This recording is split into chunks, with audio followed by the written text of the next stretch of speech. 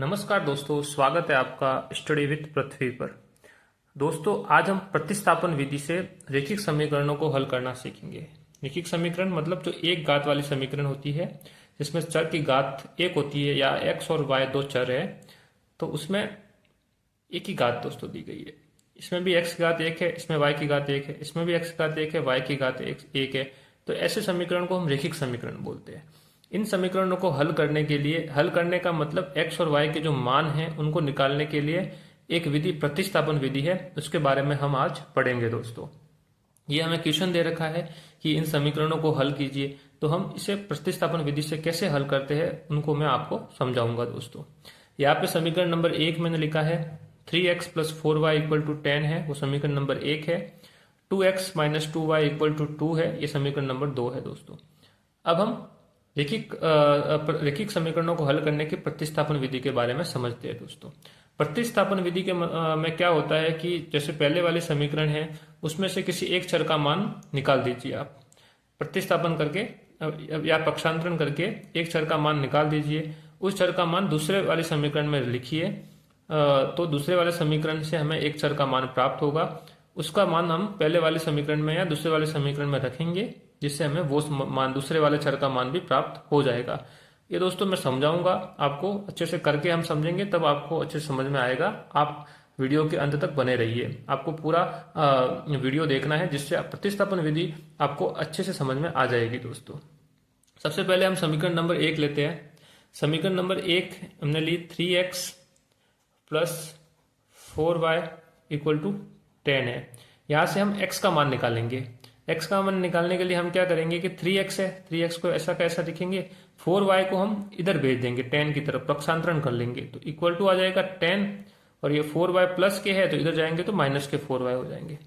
यहाँ तक समझ में आ गया। अब हम x का मान निकालने के लिए हम 3 को भी इधर भेजेंगे, तो 3 को इधर भेजेंगे तो 10 माइनस 4y अपॉन 3 हो जाएगा। यहाँ पे 3 गुणा में था तो इधर गया तो भाग में हो गया दोस्तों। तो हमें x का मान मिल गया, किसके पदों में मिला है, y के पदों में मिला है। तो हमें ये x का मान मिल गया। अब हमें क्या करना है कि जो x का मान हमें मिला है उसको दूसरी समीकरण में रखना है। हमने क्या करना है कि x का मान जो मिला है y के पदों में, उसको सेकंड वाले समीकरण में रखना है। तो इसमें हम लिखेंगे कि x का मान समीकरण नंबर सेकंड में रखने पर हम इस x का मान समीकरण नंबर 2 में रखेंगे। तो क्या होता है दोस्तों, देखिए समीकरण नंबर 2 में देखो 2 है, 2। अब x का मान हम ये रखेंगे तो ये कोष्टक आ जाएगा। x के बदले हम क्या लिखेंगे, x के बदले 10 माइनस 4y अपॉन 3, जो हमने मान ये निकाला है उसको हमने x के बदले यहाँ लिख दिया दोस्तों। ये कोष्टक बंद हो गया, फिर ये माइनस का माइनस आ जाएगा, फिर ये भी 2y ऐसा कैसा आ जाएगा, 2y इक्वल टू है 2, ये आ गया दोस्तों। अब देखिए इस पूरे समीकरण में सिर्फ y ही y है, x कहीं पे भी नहीं है। जब हम इस समीकरण को हल करेंगे तो हमें y का मान मिल जाएगा।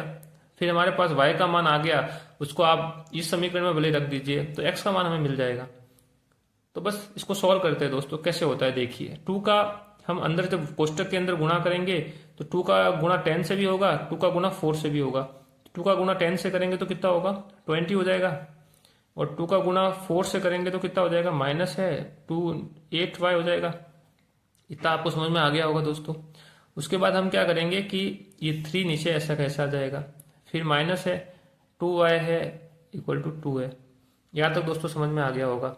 अब हम और आगे बढ़ते हैं। अब हम क्या करेंगे, एलसीएम लेंगे 3। यहाँ पे कुछ नहीं है, मतलब नीचे एक तो है ही है। हम 3 को एलसीएम लेते हैं दोस्तों। जैसे ही हम 3 को एलसीएम लेंगे, ये 3 हमने एलसीएम लिया, तो यहाँ पे 3 का टेबल एक बार ही जाएगा और अंश वाले को 1 से गुणा करेंगे तो ये की ये संख्या आ जाएगी। तो दोस्तों इसको हम लिखेंगे 20 माइनस 8y, ऐसा कैसा आ गया। फिर ये माइनस का निशान है, ये यहाँ पे ऐसा कैसा आ गया। फिर 1 का टेबल 3 में 3 बार जाएगा, 3 को अंश से गुणा करना है 3 में, तो 3 into 2y equal to 6y हो जाएगा दोस्तों, इक्वल टू 2।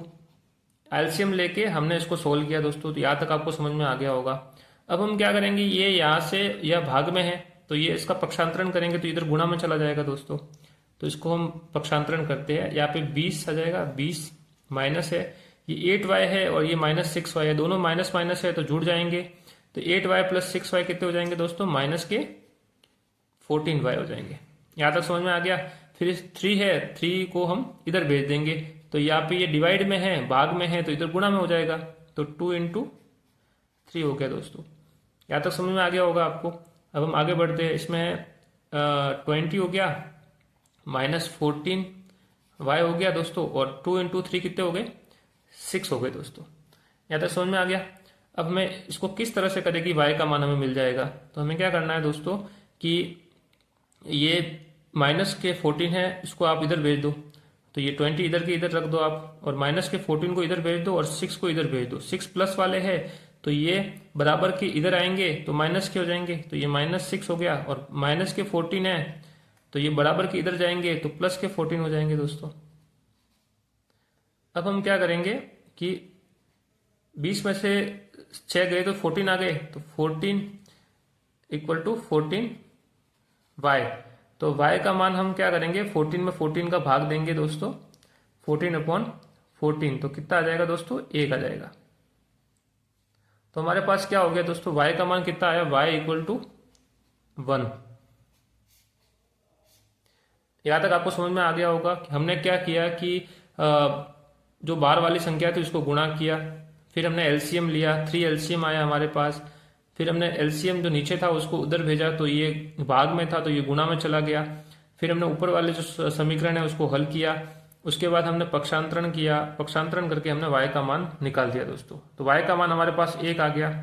अब हमें क्या करना है कि x का मान निकालना है। अब x का मान निकालने के लिए जो हमारे पास समीकरण पहले से दी गई थी, जैसे कि ये है x का मान, x इक्वल टू क्या है, 10 माइनस 4y इक्वल टू 3। तो ये y का मान जो हमने निकाला है y इक्वल टू 1 है, इसको हम इसमें रख देंगे तो x का मान भी मिल जाएगा हमें। तो दोस्तों जो ये समीकरण हमने निकाली है इसमें हम y का मान रखते हैं, तो y का मान रखने पर, तो इसको रखेंगे तो क्या होगा, x बराबर इसमें रखेंगे तो 10 ऐसा का ऐसा -4, y के बदले हम क्या लिखेंगे, 1 आया है हमारा मान, तो y इक्वल टू 1 आ जाएगा अपॉन 3 हो जाएगा दोस्तों। अब इसको सॉल्व करते हैं तो 10 माइनस 4 इंटू 1 4 अपॉन 3 हो जाएगा दोस्तों। फिर हमारे पास क्या आएगा, x 10 में से 4 गए तो 6/3 आ गया दोस्तों। x इक्वल टू क्या आ गया हमारे पास, 1 और ये 2 कट गया, 3 से 6, 1 से 2 बार कट गए, तो हमारे पास x का मान कितना आ गया, 2 आ गया दोस्तों। तो अब हमारे पास x का मान 2 आ गया, और y हमने क्या निकाला था, y इक्वल टू 1 आ गया था दोस्तों, जो हमने पहले ही निकाल दिया था। इस तरह से हमने x और y के मान हमने निकाले, और ये इस विधि को हम क्या कहते हैं, प्रतिस्थापन विधि दोस्तों। प्रतिस्थापन विधि से हमने दोनों समीकरणों को हल करके x और y के मान दोस्तों निकाल दिए। मैं आशा करता हूं कि प्रतिस्थापन विधि आपको अच्छे से समझ में आ गई होगी। अगर आपको इससे रिलेटेड कोई डाउट हो तो कृपया मुझे कमेंट कीजिए। आपको वीडियो अच्छा लगा है तो इसको लाइक कीजिए, इसको शेयर कीजिए, कमेंट में आप बताइए आपको वीडियो कैसा लगा है। दोस्तों मिलते हैं नए वीडियो में नए टॉपिक के साथ। धन्यवाद।